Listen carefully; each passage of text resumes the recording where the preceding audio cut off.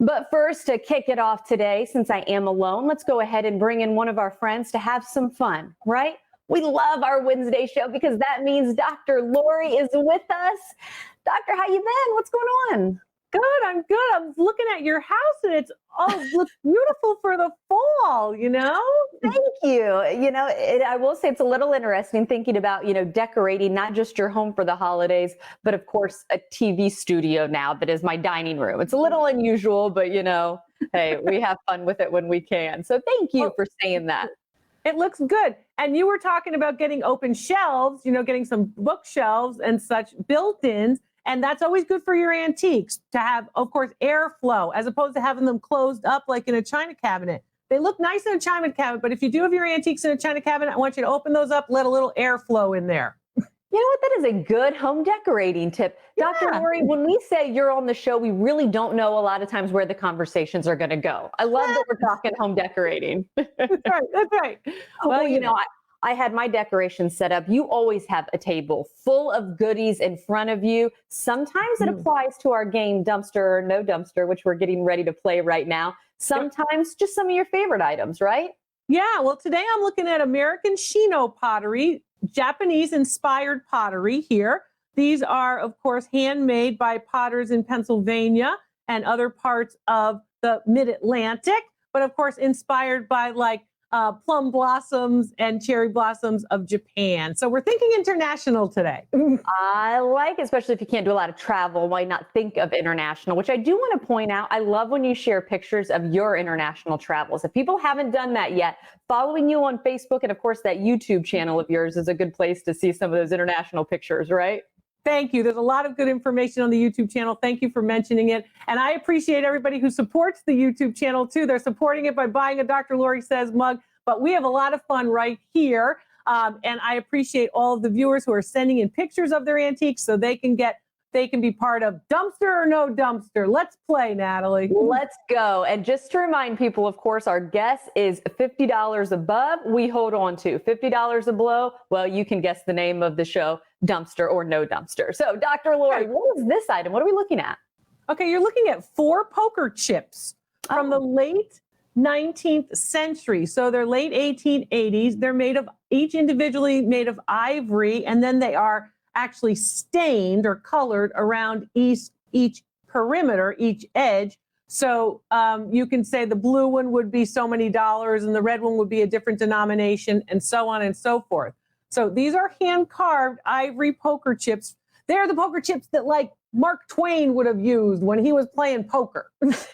So it's funny when we see an item, because I literally can tell, I bounce back and forth as you're describing items.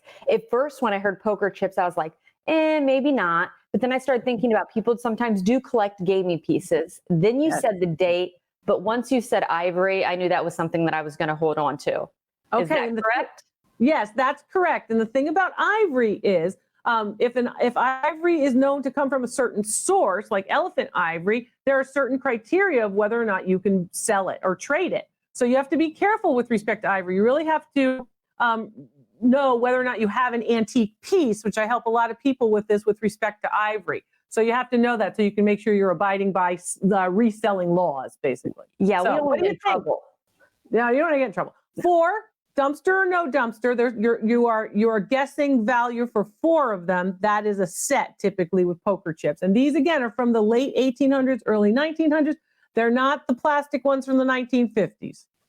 I'm holding on to them. And plus, me and I'm always thinking of storage space. They don't take up a lot of room. So right. That's right. For all of those reasons, I'm holding on to those. Okay. And good, because they are a No Dumpster. They are $20 per chip for those 4 each. Yeah. So there's a little bit of money there. There's $80 there in poker chips. Not bad. So getting back to your ivory conversation, were those the ones, I know we're going to get to the next item, were those the ones that were made from elephant tusk or no? No. Okay, good. No. I like hearing that they're not.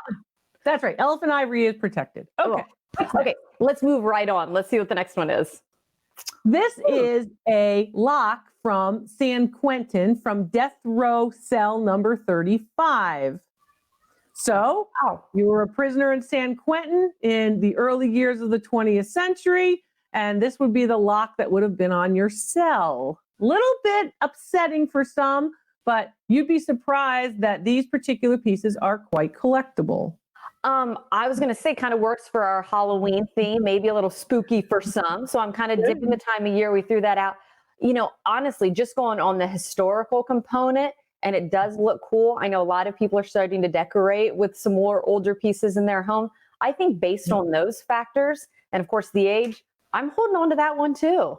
Yeah, that's a no dumpster too. That's $100. You'd be surprised at how many people collect locks, keys, things that have to do with incarceration are actually pretty popular. Crime is very popular as a collectible category. There's actually is even a crime and punishment museum of all these types of things. You'd be surprised to know that I actually appraised a very famous object from a very famous crime scene, which was Mary Jo Buttafuoco's bloody jacket when she was shot by Amy Fisher.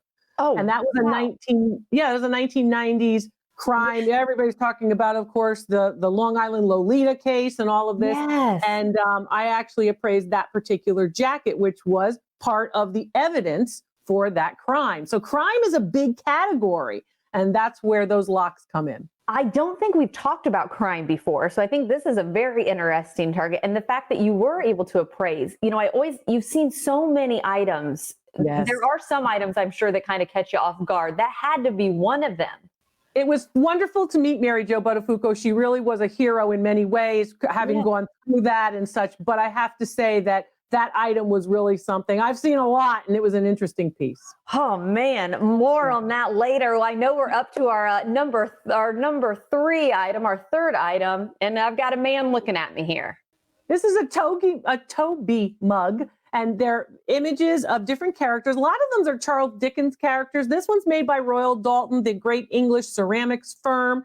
It's a small scale Toby mug. It's about 3 inches tall. And you would have your hot toddy out of it. It's made of ceramic, and it's made by Royal Dalton. Again, a high quality manufacturer of ceramics. I know the term Royal Dalton. I know the company Royal Dalton. But my question is he seems a little lonely. Is he by himself or is there a set? He's by himself, but you could put the characters together. For example, you can get the characters from Charles Dickens' story Oliver. So you can get Fagin, and you could get the Artful Dodger and Oliver all together to make a set. But he's alone. He stands alone. He's just one of the characters. You don't have a whole set here. If you had a set, be worth more money. I am thinking, based on Royal Dalton, I'm thinking that it's close to 50. I think we're close, but I'm going to say dumpster. I don't know if we're actually over the 50 mark. You're just over the 50 mark, just $55, but you were thinking the right way, Natalie. Went the wrong way. Yeah, you got to think about condition, think about who made it, and then you've got to think about where its popularity in the market, and those are not as popular as they once were. Huh. Well, very close. So we had all 3 no dumpster, right? Good job. Yeah. I try to play that, thinking, okay, we've had to. You have no rhyme or reason, which makes it even more enjoyable to see you every week. That's right. And thanks to the viewers for sending in photos of their objects. They can do that, of course, on your Facebook page for Tampa Bay's Morning Blend. Thanks, Natalie. Thank you. And from one game show that we like having fun playing, how about a blast from the past, a game show that is coming back, Supermarket Sweep. We are talking to the one and only Leslie Jones after the break. Stay right there. The show will continue in just a moment.